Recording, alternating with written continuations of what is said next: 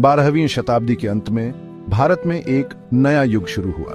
उत्तर भारत में एक नई शक्ति का उदय हुआ, दिल्ली सल्तनत। 13वीं शताब्दी से लेकर 15वीं शताब्दी तक 5 राजवंशों ने दिल्ली की गद्दी संभाली और भारतीय उपमहाद्वीप के एक बड़े हिस्से पर शासन किया।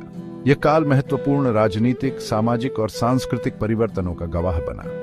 दिल्ली सल्तनत ने भारत में तुर्क अफगान शासन की शुरुआत की। सल्तनत की स्थापना मध्य एशिया के तुर्क अफगान आक्रमणकारियों ने की थी, जिन्होंने अपने साथ इस्लाम धर्म और फारसी अरबी संस्कृति को लाया। सल्तनत का प्रभाव गहरा और स्थायी था, जिसने भारतीय समाज और संस्कृति के ताने बाने को नया रूप दिया।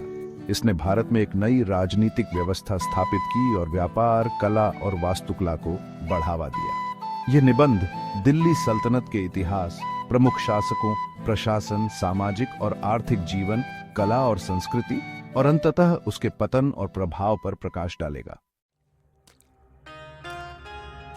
दिल्ली सल्तनत का पहला राजवंश गुलाम वंश था, जिसे मामलुक वंश भी कहा जाता है। इसकी स्थापना 1206 में कुतुबुद्दीन ऐबक ने की थी, जो मोहम्मद गौरी का एक गुलाम सेनापति था। ऐबक ने दिल्ली को अपनी राजधानी बनाया और सल्तनत की नींव रखी। उसने अपने शासनकाल में बंगाल और बिहार को जीता और कई मस्जिदों और अन्य इस्लामी स्मारकों का निर्माण करवाया, जिनमें अजमेर की प्रसिद्ध 2.5 दिन का झोपड़ा और दिल्ली में कुतुब मीनार का निर्माण शामिल है। ऐबक के बाद उसका दामाद इल्तुतमिश सत्ता में आया। उसे दिल्ली सल्तनत का वास्तविक संस्थापक माना जाता है।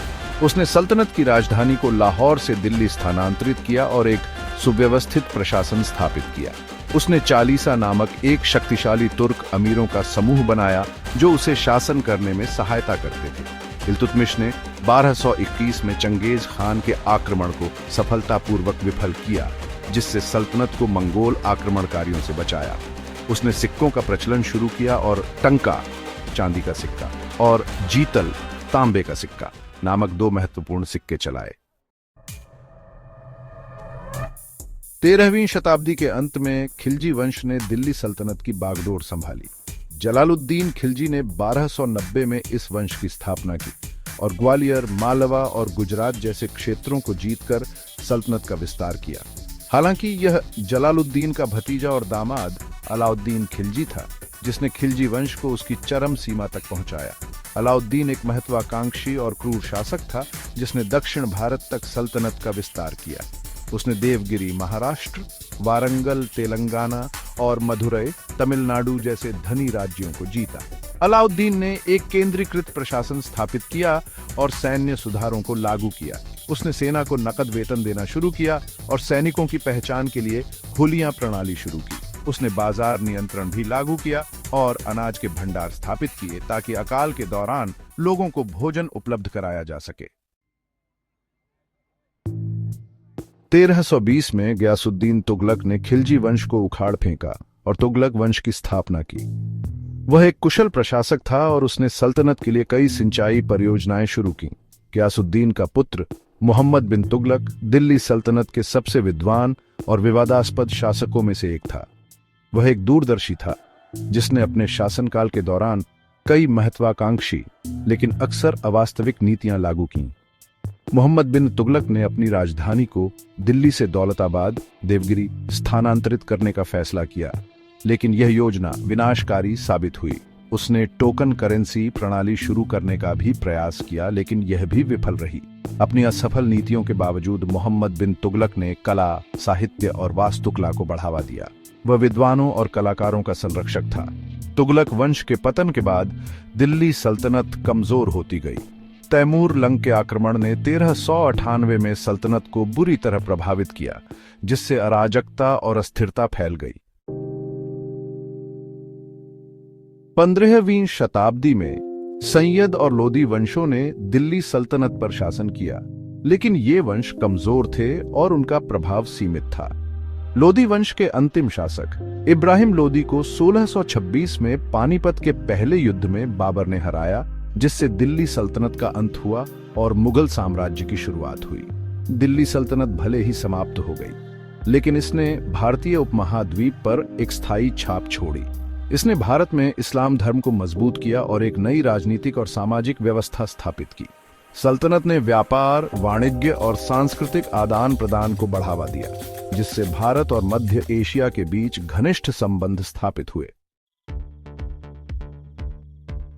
दिल्ली सल्तनत की स्थापना ने भारत में एक नई राजनीतिक व्यवस्था की शुरुआत की। सल्तनत का प्रशासन इस्लामी सिद्धांतों पर आधारित था, लेकिन इसमें कई स्थानीय रीति रिवाजों और परंपराओं को भी शामिल किया गया था। सुल्तान राज्य का सर्वोच्च प्रमुख होता था और उसकी सत्ता निरंकुश होती थी। सल्तनत का प्रशासन कई विभागों में विभाजित था, जिनमें से प्रत्येक का नेतृत्व एक मंत्री या वजीर करता था। प्रमुख विभागों में वित्त, दीवाने विजारत, सैन्य दीवाने अर्ज, धार्मिक मामलों दीवाने रसालत और न्यायिक दीवाने कजात शामिल थे। सल्तनत का साम्राज्य कई प्रांतों में विभाजित था, जिनका नेतृत्व सूबेदार या मुक्ति करते थे। प्रांतों को आगे जिलों, सरकार और उप जिलों, परगना में विभाजित किया गया था। ग्रामीण क्षेत्रों में स्थानीय प्रशासन मुक़द्दम और पटवारी की देखरेख में था। दिल्ली सल्तनत का भारतीय समाज और संस्कृति पर गहरा प्रभाव पड़ा। सल्तनत के शासनकाल के दौरान दो अलग अलग संस्कृतियां, इस्लामी और हिंदू, आपस में मिली और एक नई समन्वित संस्कृति का निर्माण किया। तुर्क अफगान आक्रमणकारियों ने अपने साथ इस्लाम धर्म, फारसी भाषा और संस्कृति को लाया। फारसी सल्तनत की राजभाषा बन गई, जबकि इस्लाम धीरे धीरे समाज में अपना स्थान बनाने लगा। कई हिंदुओं ने इस्लाम धर्म अपना लिया, कुछ ने तो स्वेच्छा से और कुछ ने जबरन धर्मांतरण के कारण।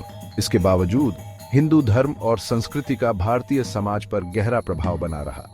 अधिकांश आबादी हिंदू बनी रही और उन्होंने अपनी धार्मिक मान्यताओं और प्रथाओं का पालन करना जारी रखा। सल्तनत के शासकों ने आमतौर पर धार्मिक सहिष्णुता की नीति अपनाई और अपने हिंदू प्रजा के साथ भेदभाव नहीं किया। दिल्ली सल्तनत के शासनकाल में कला और वास्तुकला का विकास हुआ। सल्तनत के शासक कला और वास्तुकला के महान संरक्षक थे और उन्होंने कई शानदार मस्जिदों, मकबरों, किलों और अन्य स्मारकों का निर्माण करवाया। सल्तनत की वास्तुकला इस्लामी, फारसी और भारतीय शैलियों का एक अनूठा मिश्रण थी। शुरुआती स्मारकों जैसे कि कुतुब मीनार और अजमेर की ढाई दिन का झोपड़ा इंडो इस्लामिक वास्तुकला के शुरुआती उदाहरण हैं। खिलजी और तुगलक शासकों ने भी कई प्रभावशाली स्मारकों का निर्माण करवाया, जिनमें दिल्ली का तुगलकाबाद किला और जौनपुर की अटाला मस्जिद शामिल हैं। सल्तनत काल में साहित्य, संगीत और चित्रकला का भी विकास हुआ। अमीर खुसरो, जिन्हें हिंद का तोता कहा जाता है, इस युग के सबसे महान कवियों में से एक थे। उन्होंने फारसी और हिंदी दोनों भाषाओं में लिखा और भारतीय शास्त्रीय संगीत में ख्याल और कव्वाली जैसी नई शैलियों को विकसित करने में महत्वपूर्ण भूमिका निभाई। 16वीं शताब्दी की शुरुआत तक दिल्ली सल्तनत का पतन शुरू हो गया था। कमजोर उत्तराधिकार, आंतरिक विद्रोह और बाहरी आक्रमणों ने सल्तनत को कमजोर कर दिया था। 1526 में बाबर ने पानीपत के पहले युद्ध में इब्राहिम लोदी को हराया, जिससे दिल्ली सल्तनत का अंत हुआ और मुगल साम्राज्य की शुरुआत हुई। अपने पतन के बावजूद दिल्ली सल्तनत ने भारतीय इतिहास पर एक अमिट छाप छोड़ी।